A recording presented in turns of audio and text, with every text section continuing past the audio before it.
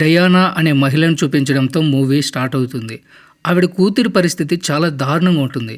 ఎందుకంటే ఆ పాప నెలలు నిండక ముందే పుట్టేసి ఉంటుంది. ప్రస్తుతం ఆ పాప ఇంక్యుబేటర్లో ఉంటుంది. కనీసం ఊపిరి తీసుకోవడానికి కూడా చాలా కష్టపడుతూ ఉంటుంది. అది చూసిన డయానా చాలా బాధపడుతుంది. తన పాప ఈ కండిషన్లో ఇంకెన్ని రోజులు బ్రతుకుతుందో అని ఆమె ఎంతో బాధపడుతుంది. కట్ చేస్తే 17 ఏళ్ల తర్వాత మనకు అదే పాపను చూపిస్తారు. తన పేరు క్లోయి. కానీ నెలలు నిండక ముందే పుట్టడం వల్ల తన బాడీలో చాలా పార్ట్స్ సరిగ్గా పనిచేయవు. దానికి తోడు తనకి ఆస్తమా ఇంకా హార్ట్ ప్రాబ్లమ్స్ కూడా ఉంటాయి. తన లైఫ్ని నార్మల్గా ఉంచుకోవడానికి క్లోయి రోజుకి చాలా రకాల మందులు వాడాల్సి వస్తుంది. ఇన్ని ప్రాబ్లమ్స్ ఉన్నా కూడా క్లోయి చాలా ఇంటెలిజెంట్ పర్సన్. తను ఒక పెద్ద యూనివర్సిటీలో అడ్మిషన్ తెచ్చుకోవాలనుకుంటుంది. కానీ తను పంపిన అప్లికేషన్కి యూనివర్సిటీ నుంచి ఎలాంటి రిప్లై రాదు. దాంతో యూనివర్సిటీ వాళ్ళు తనని రిజెక్ట్ చేశారేమో అనుకుని తను చాలా ఫీల్ అయిపోతూ ఉంటుంది. తర్వాత క్లోయి వాళ్ళమ్మ డయానా గ్రోసరీ షాపింగ్ పనులన్నీ ముగించుకుని ఇంటికి వస్తుంది.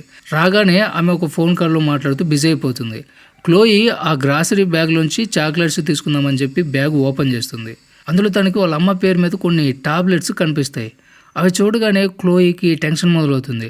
ఎందుకంటే వాళ్ళ అమ్మ అసలు ఎలాంటి టాబ్లెట్స్ వాడదు కదా, మరి సడన్గా ఏమై ఉంటుంది అనే ఆలోచనలో పడుతుంది. తర్వాత కట్ చేస్తే రాత్రిపూట వాళ్ళమ్మ తనకి రోజు వేసుకునే మందులు ఇవ్వడానికి వస్తుంది. అప్పుడు క్లోయి ఒక విషయం నోటీస్ చేస్తుంది. అదేమిటంటే ఉదయం వాళ్ళ అమ్మ పేరు మీద వచ్చిన టాబ్లెట్నే ఇప్పుడు తనకి వేసుకోమని ఇస్తుంది.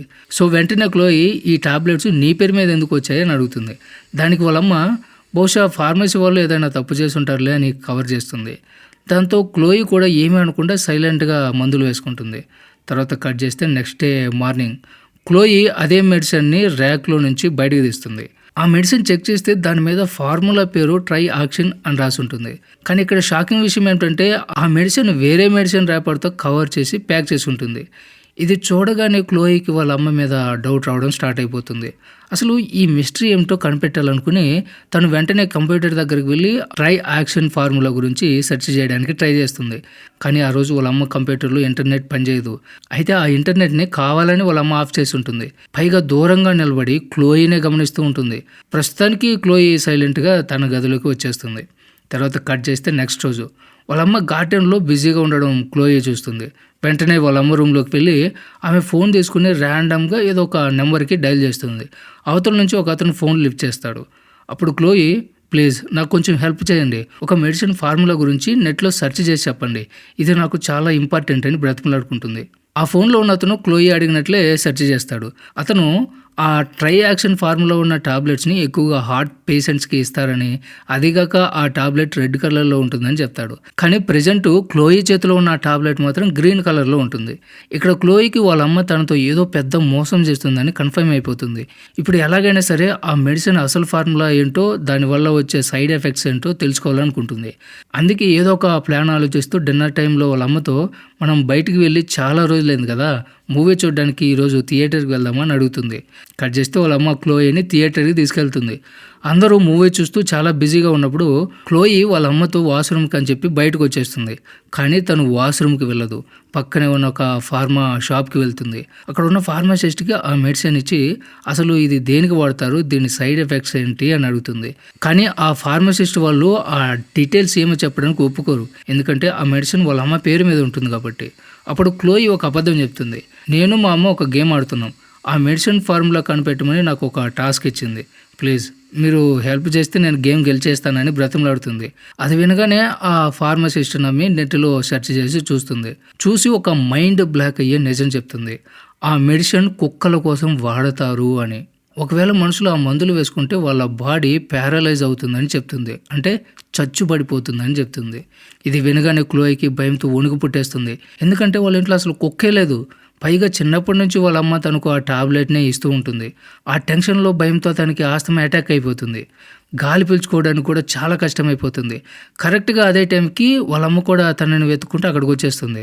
రాగానే క్లోయికి ఒక ఇంజెక్షన్ ఇచ్చి స్పృహ కోల్పోయేలా చేస్తుంది. ఆ తర్వాత ఇంటికి తీసుకొస్తుంది. కట్ చేస్తే నెక్స్ట్ సీన్లో క్లోయికి మెలకు వచ్చేసరికి తన రూమ్లో లాక్ అయిపోయి ఉంటుంది. బయట వాళ్ళ అమ్మేమో ఒక మనిషిని ప్యారలైజ్ చేయడం ఎలా అని తన కంప్యూటర్లో సెర్చ్ చేస్తూ ఉంటుంది. ఇప్పుడు క్లోయి ఎలాగైనా రూమ్ నుంచి బయటపడాలని అనుకుంటుంది. అప్పుడే తనకు ఒక ఐడియా వస్తుంది. తన రూమ్ కిటికీలోంచి పక్క రూమ్లోకి వెళ్ళి అటు నుంచి తన రూమ్ తలుపు తీయాలనుకుంటుంది. వెంటనే ఒక ఐరన్ రాడ్ని వేడి చేస్తుంది. నోట్లో చల్లటి నీళ్లు నింపుకొని తన కిటికీలోంచి బయట వైపు దూకుతుంది. చాలా కష్టపడి పాక్కుంటూ వాళ్ళ అమ్మ రూమ్ కిటికీ దగ్గరికి చేరుకుంటుంది. ఆ కిటికీ గ్లాస్ని ముందు ఆ వేడి ఐరన్ రాడ్తో కాల్చి వెంటనే తన నోట్లో ఉన్న చల్లటి నీళ్ళని దాని మీద ఉమ్మేస్తుంది. దాంతో ఆ కిటికీ గ్లాసు పగిలిపోతుంది. ఇప్పుడు కిటికీ పగలగానే లోపలికి వచ్చేస్తుంది. ఆ రూమ్లోంచి వేగంగా బయటకు వచ్చి తన రూమ్ తలుపు తీసుకుంటుంది. కానీ మళ్ళీ తనకి ఊపిరాడటం కష్టమైపోతుంది. వెంటనే తన రూమ్లో ఉన్న ఇన్హేలర్ తీసుకుని వాడుతుంది. తర్వాత తొందరగా మెట్ల మీద నుంచి కిందకి వెళ్ళడానికి ట్రై చేస్తుంది. కానీ తన కోసం ఉన్న లిఫ్ట్ సిస్టమ్ పనిచేయడం లేదని గమనిస్తుంది. అయినా సరే ఎలాగైనా కిందకి వెళ్ళాలి కాబట్టి ముందు తన వీల్ చైర్ని కిందకి తోసేసి తను కూడా మెట్ల మీద నుంచి కిందకి పడిపోతుంది. ఆ గ్యాప్లో తనకి చాలా దెబ్బలు తగులుతాయి. అయినా సరే తనని తాను కంట్రోల్ చేసుకుంటూ మెల్లగా ఆ వీల్ చైర్లో కూర్చొని ఇంట్లో నుంచి బయటకు వచ్చేస్తుంది. ఇంట్లో నుంచి అయితే సక్సెస్ఫుల్గా బయటకు తప్పించుకుంటుంది. కానీ ఇప్పుడు ఎవరిని హెల్ప్ అడగాలో తనకు అర్థం కాదు. ఎందుకంటే వాళ్ళ ఇంటి చుట్టుపక్కల ఒక్క ఇల్లు కూడా ఉండదు. అలా రోడ్డు మీదకు వస్తుంది. అప్పుడే ఒక బండి వస్తున్న సౌండ్ వినిపిస్తుంది. వాళ్ళ అమ్మ వస్తుందేమో అని భయపడి క్లోయి పక్కన ఉన్న చెట్ల పొదల్లోకి వెళ్ళి దాక్కుంటుంది. తీరా చూస్తే అది ఒక ట్రక్కు. వెంటనే ఆ ట్రక్కి అడ్డంగా వెళ్ళి నిలబడుతుంది. అది చూసి ఆ ట్రక్ డ్రైవర్ తన బండిని ఆపేస్తాడు. ఇప్పుడు క్లోయి అతన్ని హెల్ప్ అడుగుతుంది. చిన్నప్పటి నుంచి వాళ్ళ అమ్మ తనకి కుక్కల మందు ఇచ్చి ఎలా ప్యారలైజ్ చేసిందో, తన ప్రాణాలకు ఎంత ప్రమాదం ఉందో స్టోరీ అంతా చెప్పేస్తుంది. నన్ను ఎలాగైనా సరే పోలీస్ స్టేషన్లో డ్రాప్ చేయండి అని బ్రతిమలాడుకుంటుంది. అతను కూడా సరే అని చెప్పి ఒప్పుకుంటాడు. కానీ ఆ డ్రైవర్ క్లోయిని తన ట్రక్కులోకి ఎక్కించుకునే లోపే వెనక నుంచి వాళ్ళ అమ్మ అక్కడికి వచ్చేస్తుంది. డయానా రాగానే నా కూతుర్ని ఎక్కడికి తీసుకెళ్తున్నావు అని అతన్ని నిలదీస్తుంది. దానికి ఆ ట్రక్ డ్రైవర్ ఏమాత్రం భయపడకుండా నువ్వు తనకి తప్పుడు మందులు ఇస్తున్నావని నీ కూతురు అంటుంది. నీ మీద కంప్లైంట్ ఇవ్వడానికి పోలీస్ స్టేషన్కి వెళ్ళాలనుకుంటుంది. దానికి నేను హెల్ప్ చేస్తానని చెప్పేస్తాడు. ఇది వినగానే డయానాకి మైండ్ బ్లాక్ అయిపోతుంది. అతన్ని ఎలాగైనా ఆపాలని చాలా రకాలుగా కన్విన్స్ చేయడానికి ట్రై చేస్తుంది. కానీ అతను వినకపోయేసరికి ఇంకేం చేసేదేం లేక డయానా ఒక దారుణమైన పని చేస్తుంది. క్లోయికి ఇవ్వాల్సిన ఆ మత్తు ఇంజెక్షన్ తీసి సడన్గా ఆ ట్రక్ డ్రైవర్కి గుచ్చేస్తుంది. అతను అక్కడికక్కడే పడిపోతాడు. తర్వాత క్లోయిని లాక్కుంటూ మళ్ళీ ఇంట్లోకి తీసుకెళ్తుంది. అంటే క్లోయి మళ్ళీ ఆ నరకంలోకి వెళ్ళిపోయిందనమాట. తర్వాత సీన్ కట్ చేస్తే డయానా క్లోయిని వాళ్ళ ఇంట్లో బేస్మెంట్లో గొలుసులతో కట్టేసి ఉంటుంది. అంతేకాకుండా క్లోయిని శాశ్వతంగా చచ్చుపడిపోయేలా చేయడానికి అక్కడ ఒక కొత్త మెడిసిన్ కూడా తయారు చేస్తూ ఉంటుంది. అయితే ఎలాగైనా అక్కడ నుంచి బయటపడాలని క్లోయి బేస్మెంట్లోంచి తప్పించుకోవడానికి ఏమైనా దొరుకుతాయేమని వెతకడం స్టార్ట్ చేస్తుంది. అలా వెతుకుతున్నప్పుడు క్లోయికి అక్కడ ఒక ఇంపార్టెంట్ డాక్యుమెంట్స్ దొరుకుతాయి. అందులో తను అప్లై చేసిన యూనివర్సిటీ నుంచి వచ్చిన ఆఫర్ లెటర్ కూడా ఉంటుంది. దాన్ని చూడగానే క్లోయికి చాలా ఏడుపు వస్తుంది. ఎందుకంటే ఆ యూనివర్సిటీలో చదవాలనేది తన లైఫ్లో అతి పెద్ద డ్రీము. వాళ్ళమ్మ తనకు తెలియకుండానే దాన్ని దాచేసి తన డ్రీమ్ని నాశనం చేసిందని ఎంతో ఫీల్ అయిపోతుంది. తర్వాత అలా వెతికేసరికి తన పేరు మీద ఉన్న కొన్ని హాస్పిటల్ డాక్యుమెంట్స్ కూడా దొరుకుతాయి. ఆ డాక్యుమెంట్స్ చూసిన తర్వాత తనకు ఒక షాకింగ్ నిజం తెలుస్తుంది. అందులో సరిగ్గా 17 ఏళ్ల క్రితం నెలలు నిండకుండా పుట్టిన క్లోయి అనే పాప పుట్టిన కొన్ని గంటలకే చనిపోయింది అని ఉంటుంది. అక్కడ ఆ పాప డెత్ సర్టిఫికేట్ కూడా ఉంటుంది. ఇది చూడగానే క్లోయికి మైండ్ పనిచేయదు. ఆ పాప చనిపోతే అసలు తనెవరు అనే పెద్ద డౌట్ వస్తుంది. అప్పుడే ఆ డాక్యుమెంట్స్లో తనకు ఒక న్యూస్ పేపర్ కటింగ్ దొరుకుతుంది. అందులో ఒక భార్యాభర్తల ఫోటో ఉంటుంది. వాళ్ళు చాలా ఏడుస్తూ ఉంటారు. ఎందుకంటే డయానాకి పాప పుట్టినరోజే అదే హాస్పిటల్లో వాళ్ళకి కూడా ఒక పాప పుడుతుంది.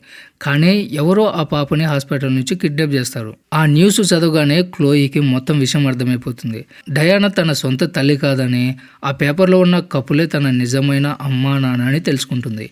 ఇప్పుడు తను ఎలాగైనా సరే అక్కడి నుంచి వెళ్ళిపోవాలనుకుంటుంది. కానీ ఎలా వెళ్తుంది?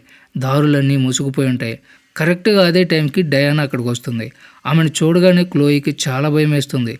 కోపంతో నాకు దూరంగా ఉండు, నాకు అంతా తెలిసిపోయింది, నువ్వు హాస్పిటల్ నుంచి కిడ్నాప్ చేసావు, నేను వాళ్ళ కూతుర్నని గట్టిగా అరుస్తుంది. ఆ మాట వినగానే డయానా చాలా ఎమోషనల్ అయిపోతుంది. నన్ను నమ్ము, నువ్వు నా కూతురివే, నేను నిన్ను చాలా ప్రేమిస్తున్నాను, ఇప్పటి నుంచి నీకు ఎలాంటి మెడిసిన్స్ ఇవ్వను, నువ్వు ఎప్పుడు నాతోనే ఉండిపో చాలు అని బ్రతిమలాడుకుంటుంది. కానీ క్లోయి అసలు వినకుండా డయానా మీద కోపంతో అరుస్తూనే ఉంటుంది. దాంతో డయానాకి చాలా కోపం వచ్చేస్తుంది. వెంటనే క్లోయిని పూర్తిగా ప్యారలైజ్ చేయడానికి తను తయారు చేసిన కొత్త మెడిసిన్ని ఒక పెద్ద ఇంజెక్షన్లో నింపుతుంది. అది చూసిన క్లోయి తన ప్రాణాలను కాపాడుకోవడానికి భయంతో అలా పాక్కుంటూ వెళ్ళి అక్కడ ఉన్న ఒక బీరువా లాంటి దాంట్లో దాక్కుంటుంది. కానీ ఆ వార్డ్రోబ్కి లాక్ పడదు. దాంతో వాళ్ళ అమ్మ తనకి ఆ ఇంజెక్షన్ ఇచ్చేస్తుందేమో అని భయపడి తనని తాను కాపాడుకోవడానికి అక్కడే ఉన్న ఒక పాయిజన్ లాంటి లిక్విడ్ని తాగేసి స్ప్రో కోల్పోతుంది.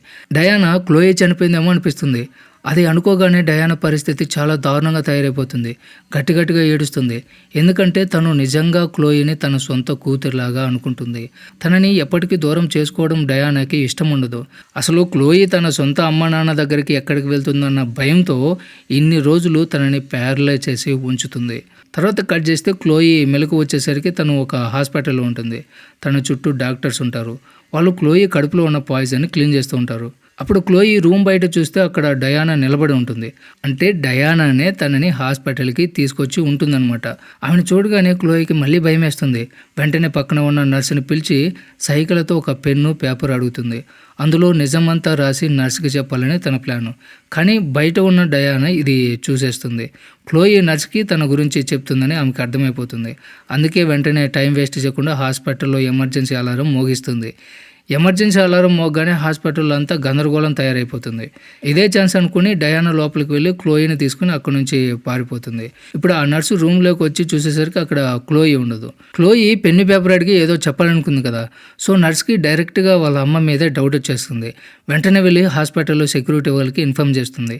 ఆ గ్యాప్లో డయానా క్లోయిని లాక్కుంటూ మెట్ల దాకా వస్తుంది. కానీ ఎదురుగా సెక్యూరిటీ వాళ్ళు వచ్చి డయానాని చుట్టుముడతారు.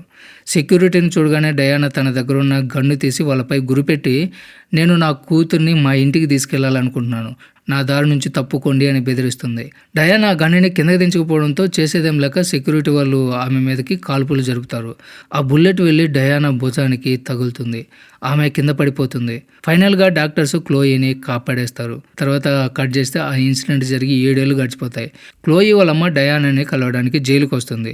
ఇన్ని సంవత్సరాలు క్లోయిని ప్యారలైజ్ చేసి ఉంచినందుకు డయానాకి జైలు శిక్ష పడుతుంది. మనం చూస్తే క్లోయి ఇప్పటికీ కూడా వీల్ చైర్లోనే ఉంటుంది. కానీ దాని నుంచి లేచి కొంచెం కష్టపడుతూ కొన్ని అడుగులు నడవగలుగుతుంది. అలా తన కాళ్ళ మీద తను నడుచుకుంటూ డయానా దగ్గరికి వస్తుంది. నువ్వు ఇచ్చిన మందులు మానేసిన తర్వాత ఇంకొద్ది రోజుల్లోనే నేను పూర్తిగా నడవగలుగుతాను అని డయానాతో చెప్తుంది. దీన్ని బట్టి క్లోయి అప్పుడప్పుడు డయానాని కలవడానికి జైలుకి వస్తూ ఉంటుందని మనకు అర్థమవుతుంది. ఆ తర్వాత క్లోయి డయానాతో తన లైఫ్ గురించి చెప్తుంది. నేను స్టడీస్ కంప్లీట్ చేశాను. నాకు ఒక మంచి జాబ్ కూడా వచ్చింది. నాకు పెళ్లి కూడా అయిపోయింది. పైగా నా నిజమైన అమ్మ నాన్నలు ఎవరో కూడా నేను కనిపెట్టేశాను అని చెప్తుంది. ఇదంతా డయానా సైలెంట్గా వింటూ ఉంటుంది. ఆ తర్వాత క్లోయి తన నోట్లో దాచుకున్న కొన్ని ర్యాప్ చేసిన టాబ్లెట్స్ని బయటికి తీస్తుంది. ఇవి ఏ టాబ్లెట్స్ అనుకుంటున్నారు? లైఫ్ లాంగ్ డయానా తనని ప్యారలైజ్ చేయడానికి వాడిన అవే టాబ్లెట్లు. ఇప్పుడు ఆ టాబ్లెట్స్ని క్లోయి డయానా నోట్లో వేస్తుంది. అంటే తనని ఇన్ని రోజులు చిత్రహింసలు పెట్టినందుకు డయానా మీద క్లోయి అలా రివెంజ్ తీర్చుకుంటుందన్నమాట. పైగా డయానా ఆ జైలు నుంచి ఎప్పటికీ బయటికి రాకూడదని క్లోయి ఇలా చేస్తుంది. ఈ పవర్ఫుల్ సీన్తోనే మూవీ ఎండ్ అవుతుంది. సో ఇది ఫ్రెండ్స్ ఇవాళ video. Don't forget subscribe. Thanks for watching.